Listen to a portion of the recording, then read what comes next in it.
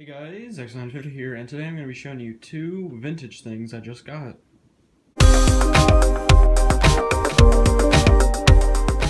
Let's go ahead and get started. So, I recently went to a flea market and a few antique stores nearby where I live, and I'll go to flea markets and antique stores every once in a while just to see if there's anything I would want that has to relate to fire safety, electricity, or hardware. Just to see if I can find anything interesting, vintage, whatever. I usually don't have any luck, but I do have luck sometimes, and most of the time when I do, the item is really expensive or it's not in good condition. But I did have luck when I went a few days ago, and I did find two really old, for the most part, things. They both have to do with fire safety, in that category.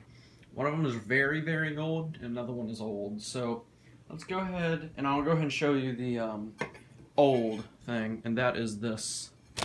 Oh, hit the camera. This is a bell.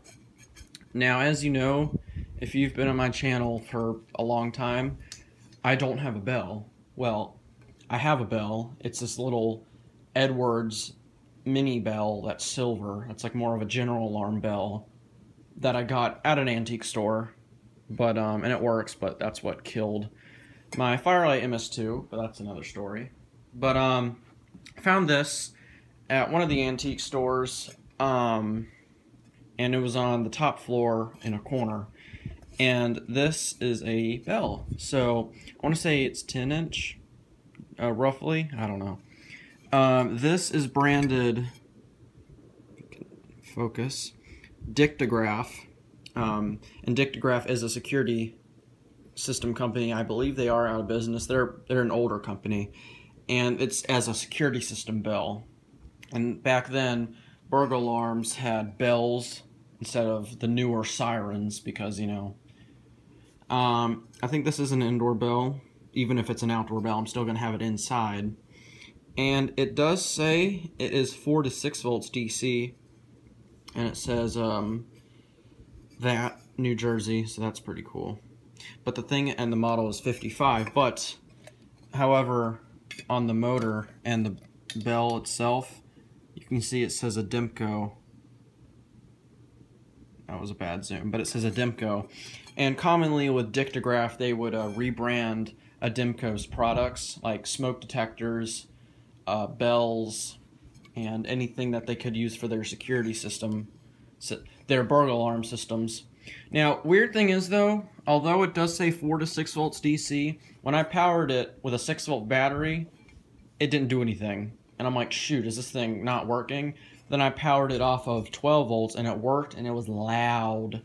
So, I don't know if whoever had this originally swapped parts, but I doubt it because the motor and the bell itself say Adimco. So maybe, I don't know what this, I don't know. It is have pigtails that are not, you could, weird thing with this bell is, as you can see, they're not labeled, they're both black, and you can use whatever polarity on this, meaning you can have plus on one, minus on the other, or vice versa, and it'll still work the same. So, there you go. And, see if I can ring it. It's pretty cool. I'll do a demo of it a little later. It's really nice. So it is my first bell that I've had. I did want to get a bell for the longest time, then I just kind of forgot about it, but there you go. The next thing I got is really old, and I actually got it for a good deal in working condition, and that is a Pyrene fire extinguisher. Now, can't really see it. There it is. So yes, this is a fire extinguisher. It is a pump type fire extinguisher, meaning it does not hold pressure. What you do is you have to pump it like a pump, and it'll discharge the content. And this still does work. I put water in it. I do not think this one is supposed to be, I want to say soda acid, but I don't know. But I put water in it and it's fine. This is copper, and to fill it, you go back here where there's a nut and you unscrew that, and you put whatever you have inside. And then to use the fire extinguisher, what you do is you turn this to the left and then start pumping it like this until you have, and then you get a stream, and then that's how you put out your fire. So it's pretty cool. It's by Pyrene. I did find out this actually was made 1915, which as of 2017, that would make it 103 years old.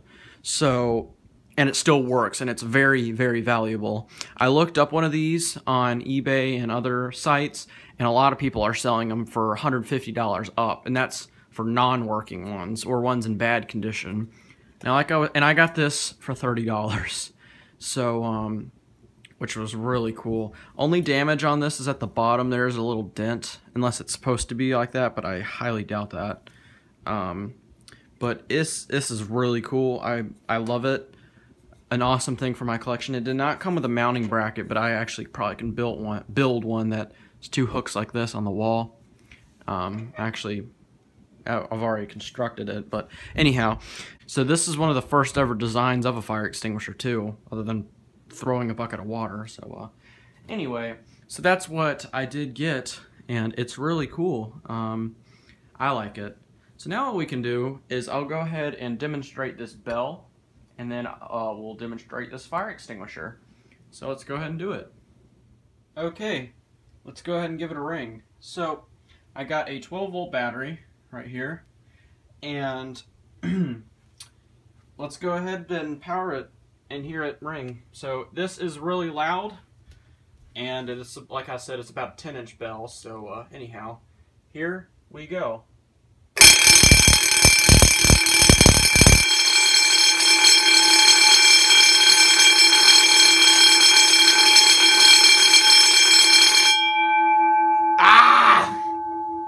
My ears.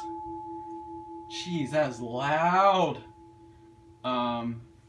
Really cool bell though. Okay, so here we have, I guess, a retro system, and we have one of my Edwards coded pull stations and the dictograph bell.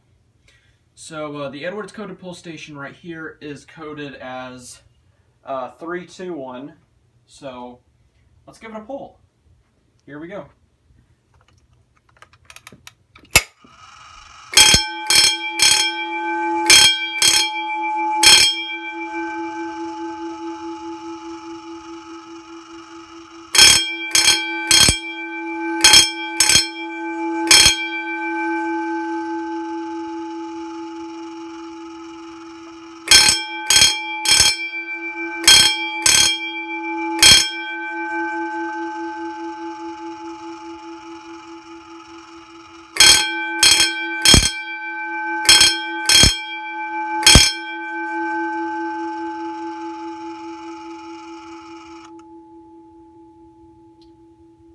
Loud.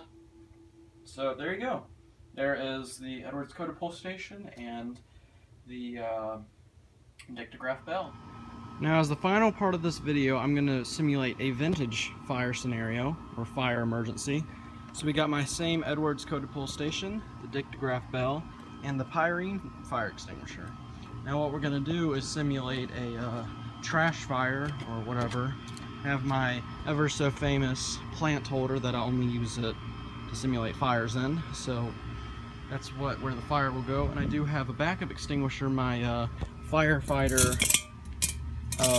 water extinguisher. I also got that one at an antique store, and it's ready to go just in case. So hopefully I will not need to use it, but if anything does go wrong, we'll have that as a backup. So let's get this a-rolling. I do want to mention as well, do not try this at home at all, just in case, because you never know what can go wrong. And if you do try it, I'm not responsible. But something I do want to tell you guys is I'm probably only going to do one code or one round, maybe 2 rounds of this, because I don't want people thinking there's a real fire or another emergency. So now let's get it started. Let's just say for some reason someone dropped a match in this trash plant thing. Oops. Let's go ahead and activate everything.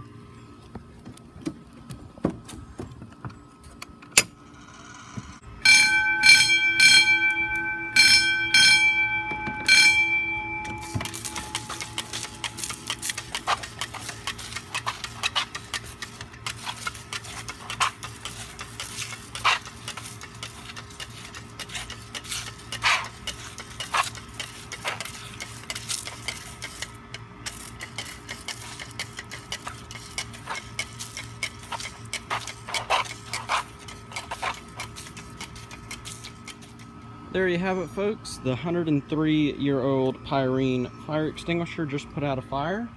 And of course, our vintage fire alarm system right here did what it was supposed to do. Now, I know I only did one code. Like I said, I only did that because there's houses.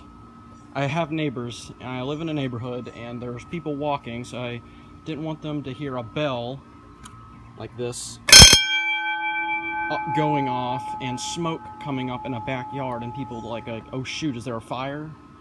And call the fire department. Next thing you know, the fire department rolls up at my front door and say, hey, you got a fire? That'd be very interesting. But anyway, that's gonna do it. I hope you guys enjoyed. Let me think, what do you think of this old dictograph bell and very, very old Pyrene fire extinguisher? Obviously it put out the fire.